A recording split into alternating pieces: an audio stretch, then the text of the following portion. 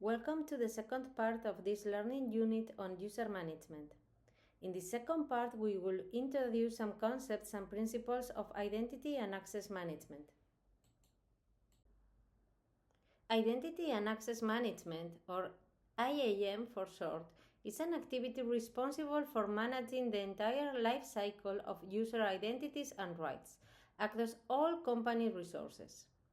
A key task of IAM systems is to authenticate that an entity is who or what they claim to be. Authentication is the first part of the AAA framework for security: authentication, authorization, and accounting.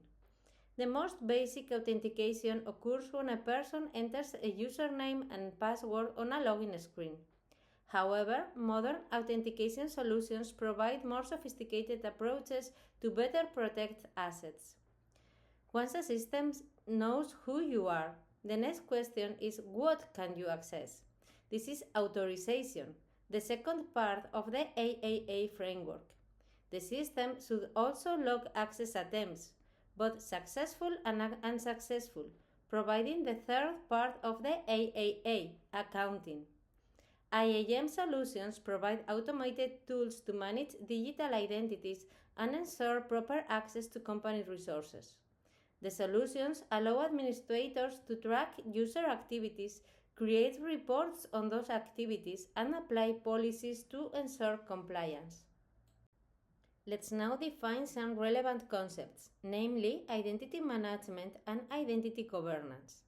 Identity management acts as an umbrella for solutions related to identity and access governance, allowing organizations to simplify and strengthen their business processes. On the other hand, identity governance manages users' provisioning and deprovisioning, including identity processing intelligence to identify high-risk user rights. Additionally, it allows organizations to streamline their onboarding of new employees by collecting existing identities and their associated roles and rights for easy application. Access management integrates identities and systems, providing services such as end-to-end multi-factor authentication, MFA, and single sign-on, SSO, which we will discuss in more detail later in this learning unit. Access management also allows organizations to flexibly control access to their platforms and data resources. It ensures that security policies are linked to identities, regardless of which device is used and where that device is. This allows users to access platforms and resources anywhere, at any time, and from any device, while ensuring such access is protected. Advanced access management solutions provide adaptive authentication. When access to a resource is considered high risk, adaptive authentication mitigates the risk by increasing user login requirements. This can vary depending on the device, the location, and the behavior. As we have mentioned, an important concept linked to user management is single sign-on or SSO. As you hopefully already know, single sign-on is a user and session authentication service. It allows clients to access multiple resources with one set of credentials. Its main goal is to simplify and improve the user experience by eliminating the need to remember and manage multiple passwords. So many passwords. The first time a user authenticates using a SSO system, a token is created, which conveys the identity and attributes of the user.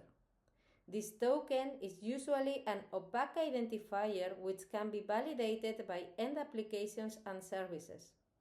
Sometimes it can be a user's full encrypted and signed identity, but it doesn't have to be.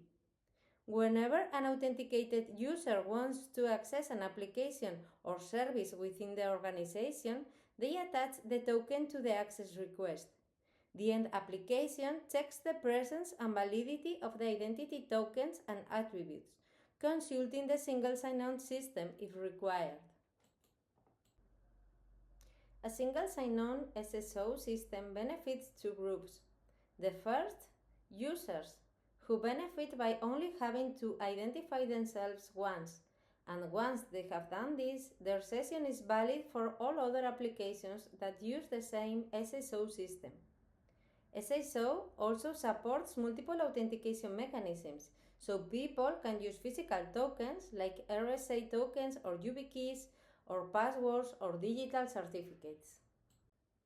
On the other hand, for application developers and administrators, it is a way to greatly simplify the logic of their applications. They can delegate user authentication to an independent service explicitly designed for that purpose. Thank you very much for following this introductory part on identity and access management. I hope you enjoyed it.